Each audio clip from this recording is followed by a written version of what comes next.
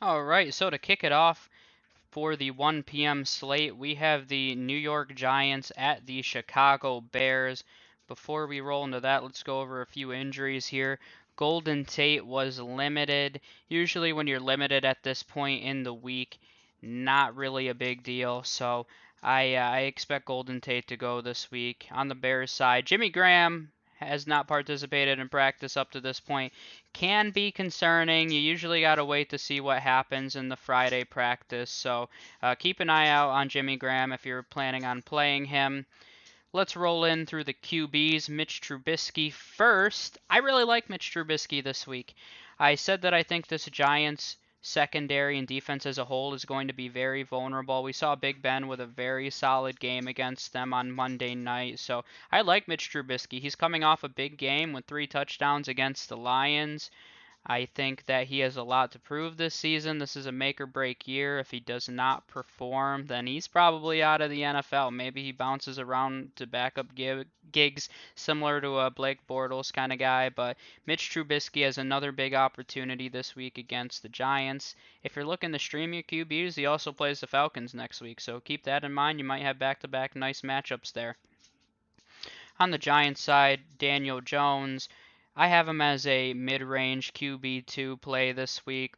This is not the same Bears defense. When people think of the Chicago Bears, they think of a dominating defense. This is a league average defense at this point. So, not that Daniel Jones can't carve them up. I do think the Giants' game plan is going to be rely on Saquon a little more. They wanted to do that against the Steelers, but that's easier said than done against that rush defense. But I think that the Bears were very vulnerable last week against the Lions. We saw what AP did against the Bears, over 100 scrimmage yards at 1,000 years old for AP. So, as much as I don't mind Daniel Jones, his rushing gives him a nice floor, but I think this game's going to be a little more reliant on the run for the Giants.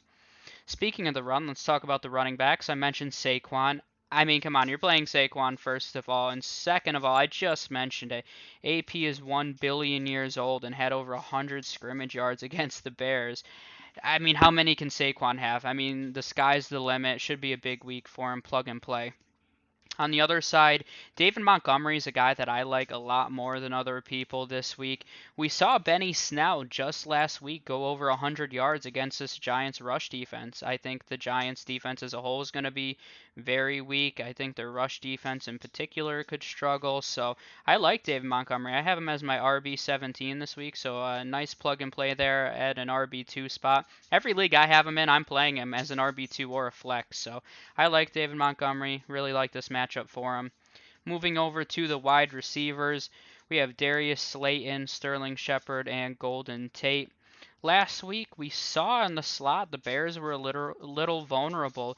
We saw Cephus have 10 targets. We also saw Danny Amendola, who played a lot of the slot. He led the team in receiving yards. So Golden Tate coming out of the slot has a lot of potential to be a solid deep PPR play. So as long as he's good to go this week, he's an interesting name.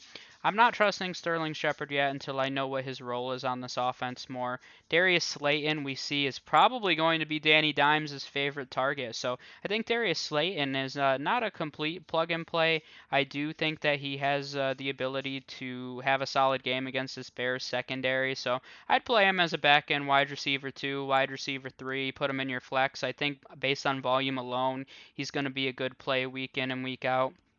On the other end, we have Allen Robinson and Anthony Miller. I think Allen Robinson could have an absolutely monster game. We saw what Juju did against the Giants. Very nice game for him. Allen Robinson is a must play this week. Anthony Miller as well. I'm not confident. And like I said, if I like Mitch Trubisky, I like his pass catchers. So I like Anthony Miller too. Put him in the flex. I played him in the flex a few times last week, which worked out well for me. I think he's going to have consistent volume in this offense. Moving over to the tight ends, we have Jimmy Graham. Jimmy Graham had an interesting week 1. He had 3 red zone targets, which was second in the entire NFL, tied for second in the entire NFL. But for me personally, he's a very touchdown dependent play. This is a guy that's going to be a red zone threat for the Bears. But I don't think you need to take that chance because I think he's a dud if he doesn't get a touchdown. So this is a guy that I would be playing more on bye weeks as we approach that point. And if he has a matchup that's against a defense that's vulnerable against the tight end, I definitely throw him in there. But I don't think you need to risk the bust potential of Jimmy Graham. So me personally, not playing him. Evan Ingram on the other end, I'm still not giving up on him. He didn't have a huge week 1, but I think he has a lot more in store. I think he can be the number 1 option in this passing game. I really like his upside, really like his ability. He's a plug and play tight end for me. Moving to the kickers, not playing either one of them most likely. If you wanted to take a chance on one, you could take a chance on the Bears, Cairo Santos. I think the Bears, I've mentioned lots of Bears that I like this week against this Giants defense, so I think the Bears are going to score some points, so that means points for the kicker. So not taking a chance on any of the Giants kickers. Don't know if their offense is going to be quite productive to yield enough for a kicker to be fantasy relevant. So, Cairo Santos if you want to take a chance. Defensively, I mentioned a million times, I don't think I need to say, not playing the Giants defense.